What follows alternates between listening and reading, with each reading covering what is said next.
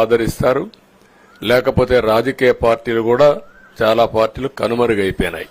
వ్యక్తులు కనుమరుగైపోయారు, రాజకీయ పార్టీలు కనుమరుగైపోతాయి. కానీ ఇంత హిస్టారికల్ ఎలక్షన్ నేను ఎప్పుడు చూడలా. నా జీవితంలో చాలా ఎలక్షన్స్ ఫేస్ చేస్తే కానీ వేవ్ కనపడేది, వ్యతిరేకత కనపడేది.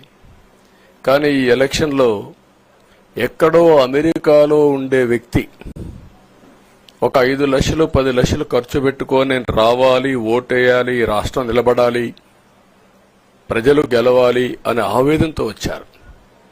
ఎక్కడో పక్క రాష్ట్రాల్లో ఎక్కడో కడుపు నిండడం కోసం కూలి పనులకైనటువంటి వ్యక్తులు, పాచి పనులు చేసుకునే వ్యక్తులు సొంత డబ్బులు పెట్టుకొని నేరుగా ఇక్కడ రైల్వే స్టేషన్లో చూస్తే, బస్టాండ్లో చూస్తే భోజనం కూడా ప్యాక్ చేసుకొని తీసుకొచ్చి ఇక్కడ భోంచేసి ఓటేసే పరిస్థితికి వచ్చారు.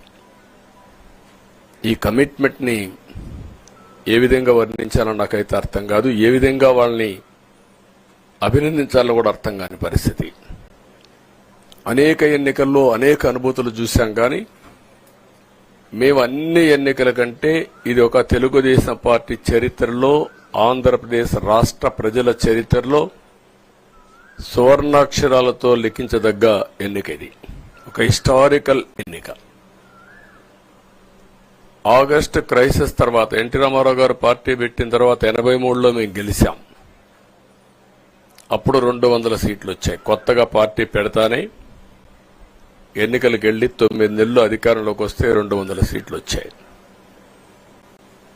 94లో మీరు ఒక్కసారి చూస్తే ప్రజా వ్యతిరేకం వల్ల 3 ముఖ్యమంత్రులు మారడం వల్ల ఆ రోజు మీరు ఎన్నికలు చూస్తే దగ్గర అపోజిషన్ పార్టీకి రిక్వైర్డ్ నెంబర్ అంటే అపోజిషన్ లీడర్గా వచ్చే స్టేటస్ రాకుండా వచ్చాయి. అవన్నిటిని మరిపించే విధంగా ఈసారి ఊహించని విధంగా వచ్చింది. అంటే దానికి కారణాలు నేను ఎక్కువ చెప్పక్కర్లేదు, అనుభవించిన ప్రజలకే అర్థమవుతుంది. ఎప్పుడైనా సరే ప్రజాస్వామ్యంలో ప్రాథమిక హక్కు మాట్లాడే స్వేచ్ఛ. ఆ స్వేచ్ఛనే కోల్పోవాల్సి వచ్చింది. అదే కాదు, బ్రతికే స్వేచ్ఛ, ఆస్తులు పెట్టుకునే స్వేచ్ఛ, ఇవన్నీ కోల్పోయే పరిస్థితి వచ్చింది.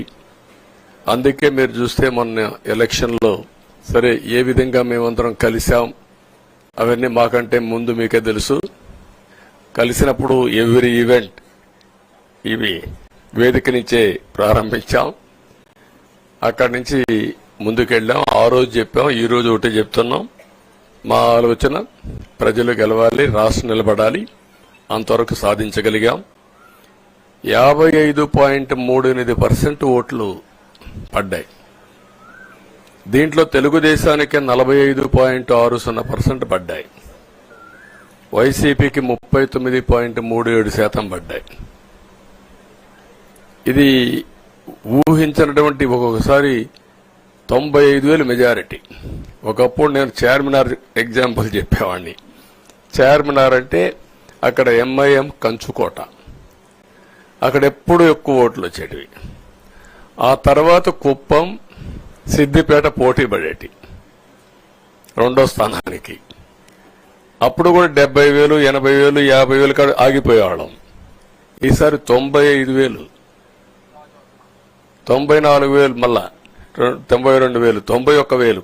మంగళగిరి లాంటి కాన్స్టిట్యున్సీలు 91,000 మెజారిటీ.